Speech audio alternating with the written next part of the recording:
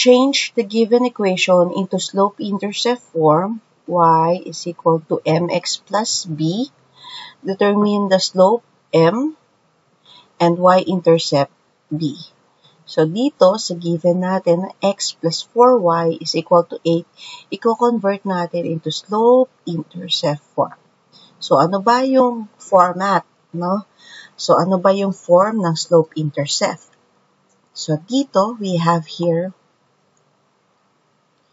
y is equal to mx plus b. Actually, pwede itong y is equal to mx plus b, or it can be y is equal to mx minus b. So, wherein yung m natin dito,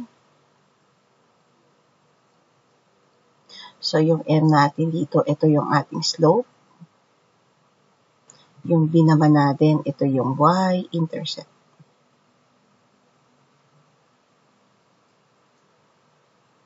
So, paano ba natin to i-convert into yung given na x plus 4y into slope-intercept form? So, tandaan, yung equation natin, binubuo ng dalawang part. Isang sa left side, dito yung variable na y. Tapos, sa right side ng equal sign, dito naman yung ating right side, no? So, dito naman sa equation natin, check muna natin kung ito ay naka-standard form. So, yung mga naunang example ko ay hindi naka-arrange ng standard form.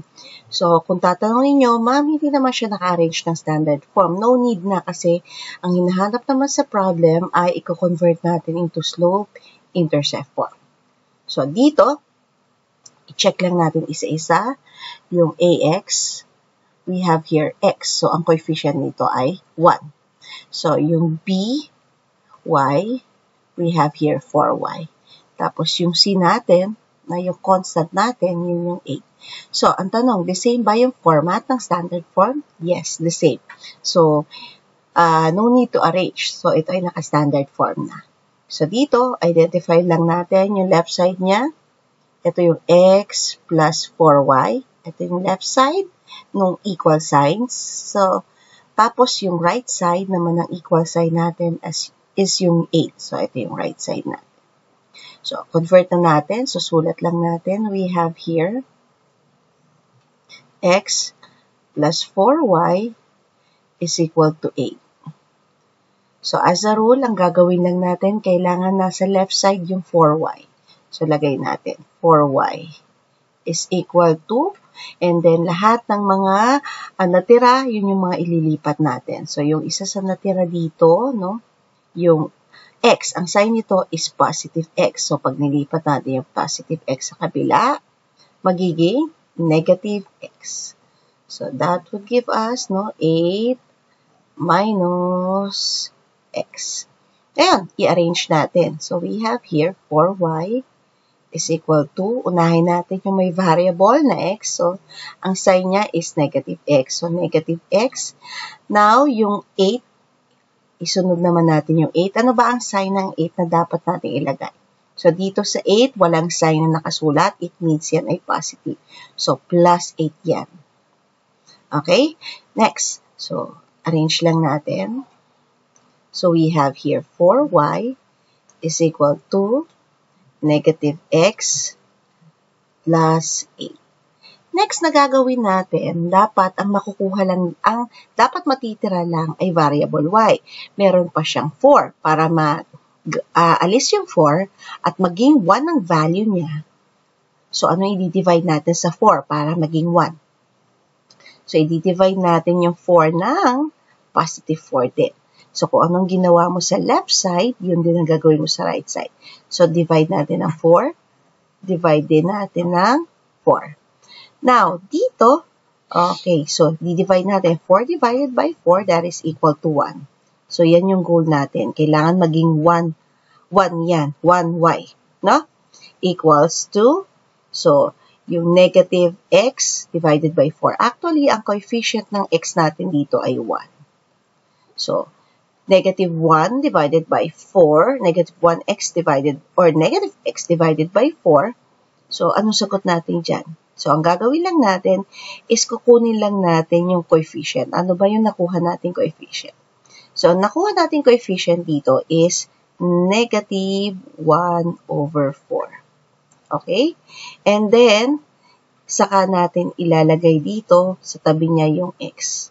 So, naintindihan? So, dito, ang format natin, unahin natin ano yung numerical coefficient na negative 1/4 na naka-fraction form, then multiply by x, and then plus 8 divided by 4, that is equal to positive 2. Ayun. I-simplify pa natin lalo. So, we can write this as y. So, yung 1y, y na lang. Y is equal to yung numerical coefficient, yung negative sign nasa gitna, negative 1/4. Tapos, sulat natin times x. Tandaan, yung negative 1/4, yan yung coefficient natin na naka-fraction form, yan yung ating slope. And then, yung y-intercept natin is plus. So, yan na. Yan na yung ating slope-intercept form. Ang tanong, the same ba ang format? Yes, the same. Kasi ito yung y natin. So, yung y natin, and then equal sign. Tapos, yung m natin is negative 1/4. Tapos, times x. And then, plus 2. So, yun na. So, the same ang format natin. Identify na lang natin kung ano yung ating slope. Nabanggit ko naman kanina kung ano yung slope natin at yung y-intercept. So, isasama lang natin lagi yung sign niya. So, yung slope natin is negative 1/4. It means na yung line natin ay pababa. So, downward, no? Yung itsura ng graph natin.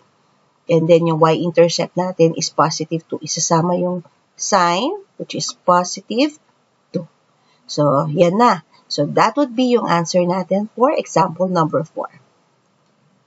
So, we have here, yung slope-intercept niya is y is equal to negative 1/4 of x plus 2, while yung kanyang slope would be negative 1/4. So, naka-fraction form siya.